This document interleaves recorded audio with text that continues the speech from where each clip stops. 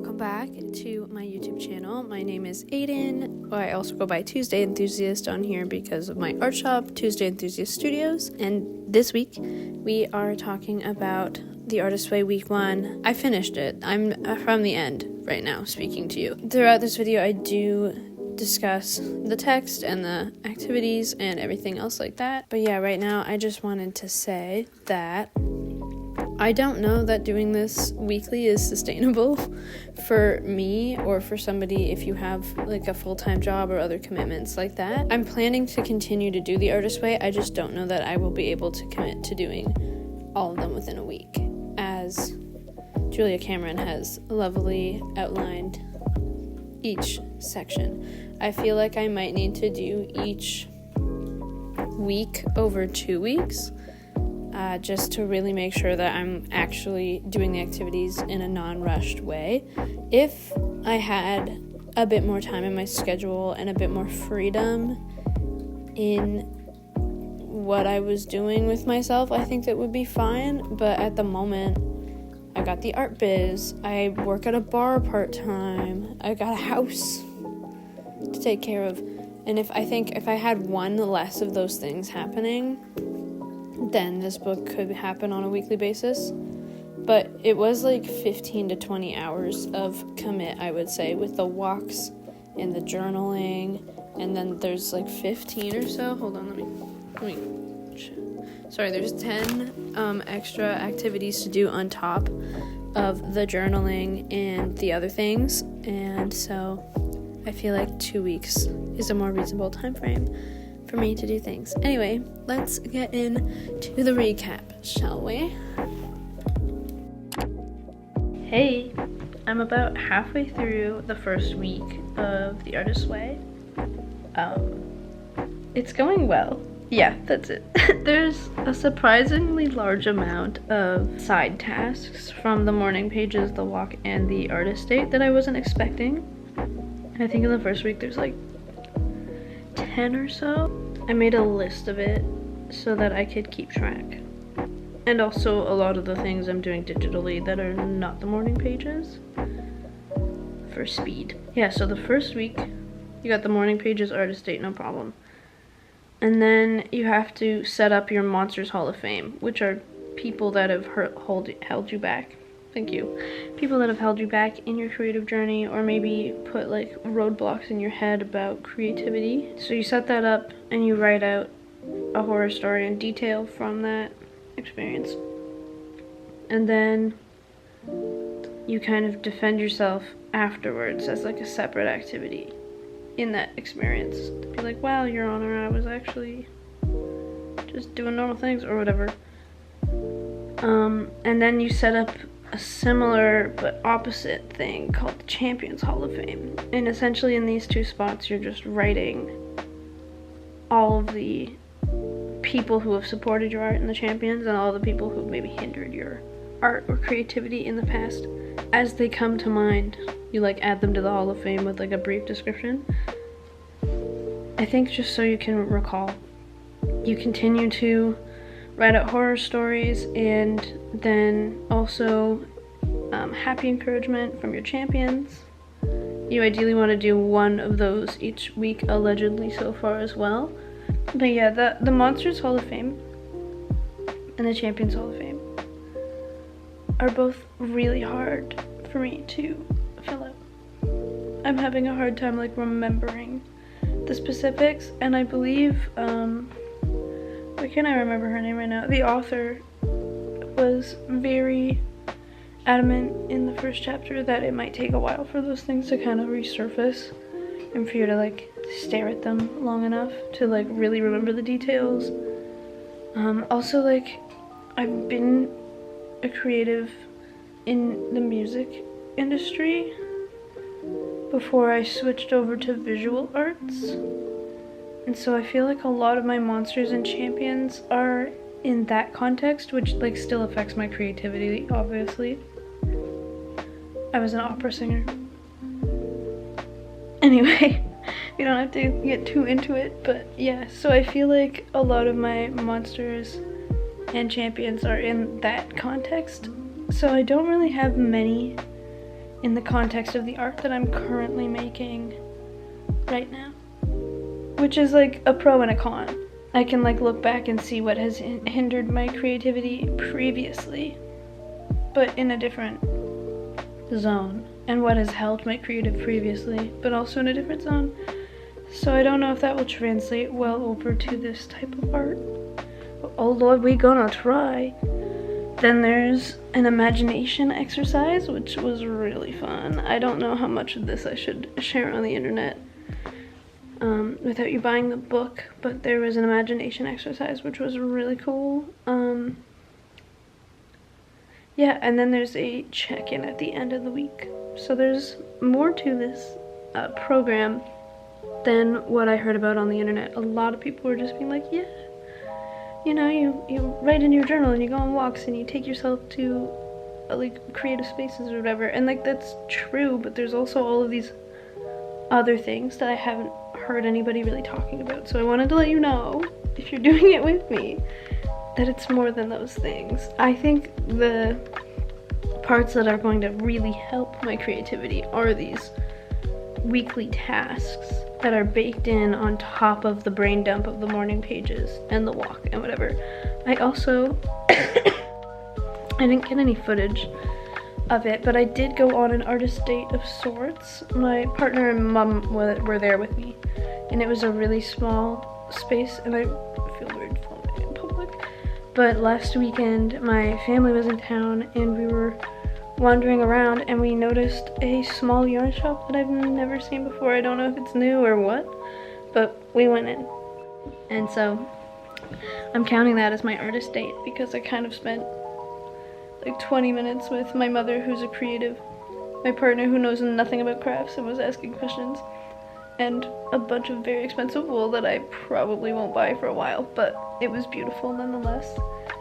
For those who don't know, I'm a fibre artist. I knit tapestries, so that's like essentially the equivalent of going to the paint store or whatever for me. So that was a really fun artist date for the first week. Yeah, loving it. Loving it. Yeah, I think I'm just gonna get back into my little side duties, as I'm calling them, my little weekly tasks this morning. I've been reading a week ahead during the week that I'm doing tasks, if that makes sense. Like, I'm on week 1 of the tasks, but I'm reading week 2, the chapter, just to like kind of give me some breathing room and space to anticipate what's coming up next. And something that I did not expect from the Artist's Way is that there's a lot of discussion about how my creativity comes from God, which, if you're Christian and you believe that, that's really cool, but it's only mentioned through that way, and I think very haphazardly in the beginning. She's like, when I say God, just think of whatever you believe in. And I don't know, it's kind of like taking me out of it a little bit, like the like God undertones, and that like art comes from God, and that it's my godly duty as an artist to produce art, is kind of weirding me out a little bit. The rest of the advice in the book is very useful, just like generally about like taking care of yourself as a creative, and like finding ways to spend more time with yourself and get to know you. That stuff is fine. The working through your limiting belief stuff, also great. But this repeat mention of like that is been really throwing me off recently, and I feel like it would make more sense to me, that facet of the book, if I was religious in any sense of the word. But like, my current relationship with religion is like occasionally I do some tarot cards just to gain perspective. It's literally just to view things from different angles. And then like, yeah, that's basically it. Like, I'm not going to church, I'm not experiencing ritualistic acts of belief. Yeah, so just like be prepared for that. Yeah, that's it. Just be prepared for that if you're not religious, and figure out a way to take what she is saying and separate it from that specific lens, because like I said, everything else in there is like completely and entirely reasonable They are good ideas. They are great spiritual practices, just that is possibly off-putting if you really don't like anything to do with anything religious. So we're gonna do the actual check-in now. That's all. I have my book. Like I said at the beginning of this video, I was able to do all of the 10 activities. Some of them I did not do the way she did. Suggest, which one is it? Okay, so for instance, number 7 of the first week is time travel, and you were supposed to select and write out a happy piece of encouragement, and then from a previous mentor from your Champions Hall of Fame or something like that, and then literally mail them the letter or yourself. And I was like, I'm not gonna put that in the post, but I will write it like a letter in a document, if that makes sense. There's a couple of those in the first week that it's like, hey, you should mail yourself a letter. I think there's 2 or 3 that suggest that. So instead I use Obsidian. I've had Obsidian since, I don't know, the 2nd or 3rd year of my undergrad degree. I've had this giant Zettelkasten in the system. If you know, you know. If you don't know, it's okay. It's kind of like the ideas of a mind garden that are popping up, that people are talking about. It's like the original mind garden, if you will. So I've had that in the works with all of my learning and nonfiction reading and philosophy studying and all of that fun stuff that I do to keep myself sharp in my Obsidian. And so this is now a little node, if you will, in my Obsidian, the Artist's Way, and it's just going to be a giant master thing, but it does link to all of the activities for me, which is nice. And if I felt like making notes about I don't know, the psychology of it or something, I could link the terms to my other pages, which is cool. So I just decided that would be the way, one, so that I wouldn't lose any of my Artist's Way work, and 2, so that I could keep it for future, and 3, I can use it to ground my discoveries and identity shifts and all of that stuff to other things that I'm already thinking about or have thought about, if that makes any sort of sense. How many days a week did I do morning pages? I did morning pages, I think 6 of 7 days, and the one day I did not do it, I had a big migraine and was just I don't think I can think a thought if I wanted to. In fact, I don't think I did anything for the Artist's Way that day because I was essentially in bed. But, the rest of the time I did do it. I also didn't write 3 pages of longhand. If any of you are in my mail club or have seen my handwriting, it's literally 11-point font on a page. If you were to print out a page that's about the size of my handwriting, it's very little. So 3 pages of journaling would be 750 words, maybe 1,000 words of journaling ideas, and I just don't have it in me to write an essay about my thoughts every day. So I did 1 solid long page every day, sometimes 1.5 if I was really feeling it. It was probably around 300 to 400 words every day, depending on the length or whatever, which feels like enough. I made sure that I pushed myself past the oh, I don't have anything to say anymore phase, and did uncover some things that maybe I wasn't so interested in writing down, or if a thought showed up, I would write it down. I was more stream of consciousnessing than normal. Normally I'm hello journal, good friend, this is what I've been up to lately, and these are the thoughts I'm having, what do you think? I write to my journal like it's a live being, whereas the morning pages are kind of asking me to dump into it, and that's been new. I don't know if it's doing anything different for me in comparison to my normal journaling. Obviously, it's not been enough time to decide. I did do the artist date. I believe I talked about that in a reflection earlier this week, but I did go to a new yarn store, and it was lovely. I will input photos or something of their storefront, if you happen to live in the KW area, they have beautiful yarns.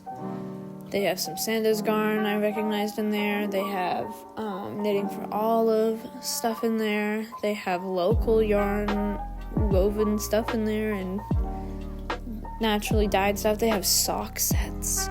If I knitted a sock, if I were to be a person that knits socks, I would be all over those sock sets, bro. Oh, they were so beautiful. But I have musical theater costumes to make when I knit next, so stay tuned for that. But maybe after musical theater costumes, I will learn how to tandem knit socks, because every time I've knit a sock, this is like an extreme tangent now, and I'm so sorry, but every time I knit a sock, I just knit the one, and then my brain gets the dopamine hit, and it's like, I've done it, but I only have one sock. I've knit one sock 2 or 3 times now, so I just need to tandem knit them. But it felt really nice to like spend some time just with myself, and I mean my mother was there, but we were kind of looking at our own things, and my partner has no idea about anything about yarn, so it felt really good. It felt nice to like see that the fibre community is still fibrin. Were there any other significant issues this week for your recovery? I don't think so. I think the main issue was that there was too much work to do within a week, like I said at the beginning of the video. So I will be doing this now over a 2-week period each time, because I do believe that this course holds water. Is that the phrase? I do believe that this course has some value in it. I just don't know that the timeline makes sense for me. And it makes sense that it's 12 weeks because she had designed it as like a university course. And a lot of those are 10 or 12 weeks. I feel like they're 12 weeks. I don't know, I haven't been in school for a while. But it would make sense that she is laid this out as like homework for attending like a university lecture series, where you like go like Monday, Wednesday, Friday, or you go once for a 3-hour lecture in the week, and then you're doing these things on the side as your homework. Like, that makes sense to me. And the lecture is the reading, if you will. Yeah, I don't have 10 to 15 extra hours each week to dedicate to Artist Way, but I do have 5. I mean, the journaling is not a change in my routine, so that's standing. And the walking is not that bad. Like, I usually do like 20 to 30 minutes, a little spin around the block, or a little bit bigger than the block, so that's not a huge time commit. It is thinking through all of these like experiences of the past and like detangling them from each other and all of that fun stuff, which is great. Like, I am feeling a mental shift around the ideas of creativity and creative freedom and art as play. Anyway, see you in a couple of weeks for the next one. I do think I have some other videos that will likely be coming out between this and the next one. Get out there, do your thing, make art, have fun. Oh, stay crafty.